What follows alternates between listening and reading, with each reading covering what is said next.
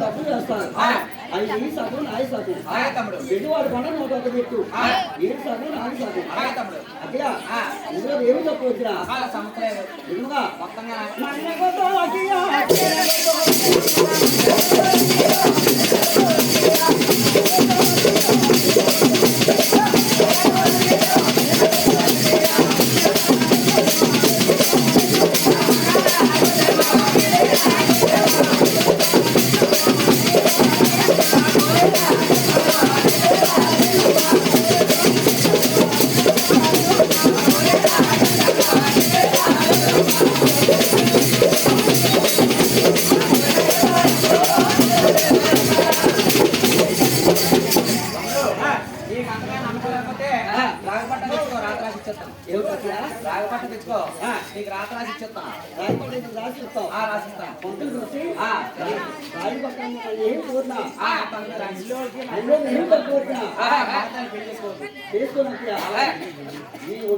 అన్ని సంపూర్ణంగా రాసేవాళ్ళు కాళ్ళున్న మట్లు ఈ సోములున్న బాహులీలు మెడలో ఉన్న మంగళ సూత్రంతో రాసి ఇస్తే వాళ్ళ వారు మనం పెళ్లి చేసుకుంటారు లేకపోతే మంగళ నాకొద్దు పెళ్లి నాకొద్దు పాములు గట్టి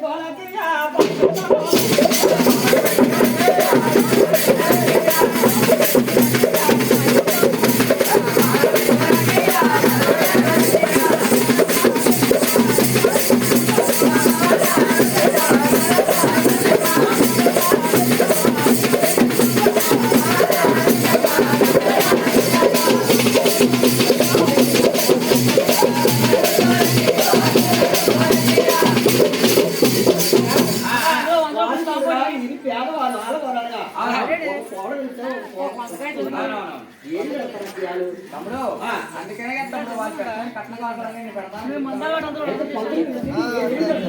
దాని రాయి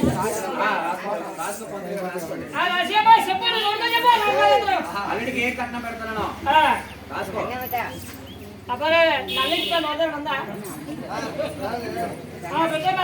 రాస్తానవా? అల్లుడికి పందిట్లో ఈ పత్తల పందిట్లో 10 మంది సభలోనే తమ్ముడు రామబాబుకి అక్క పెడతానన్న కట్న కానుకలన్నీ శ్రద్ధగా వినండి చెప్తాను.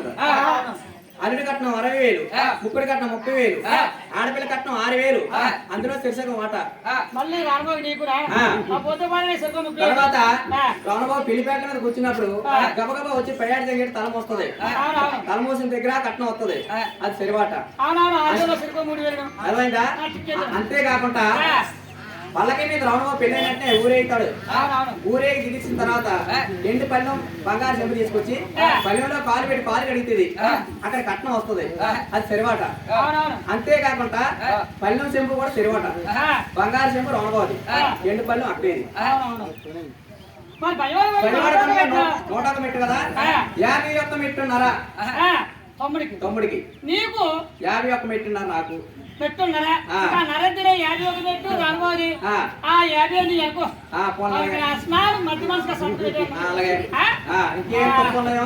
మర్చిపోనమ్మా. తూర్పు గోదావరి నుంచి దేవత కొండకు వస్తారట. కొండకు వచ్చినప్పుడు కొబ్బరికాయలు టెంకాయలు పుష్పకాయలు అయితే ఎండు బొరుకులు ఏమున్నా గుండు సోమవారికి వెళ్ళిపోతుందట. కొబ్బరిలోనికి బొరుకులు ఏమున్నా నీకు గుండులు దోపాలకు బొరుకులే నీకు మిగులుతాయి. నా వేగులు వచ్చినా నా కోళ్ళు వచ్చినా ఎన్ని నీకే వచ్చేస్తాయి. దేవవాడ కొండకి సొంతం ఏమున్నా సోమవారికి వెళ్ళిపోతా. దానికి బట్టి గాంధీ తాతే సంతకం సాధ్యం.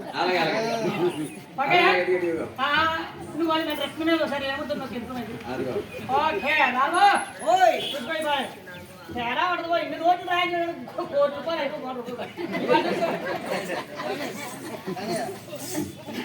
అదే ఈ రాయి పట్టాలు ఇచ్చేదని ఎప్పుడు అర్థం ఉండకూడదు.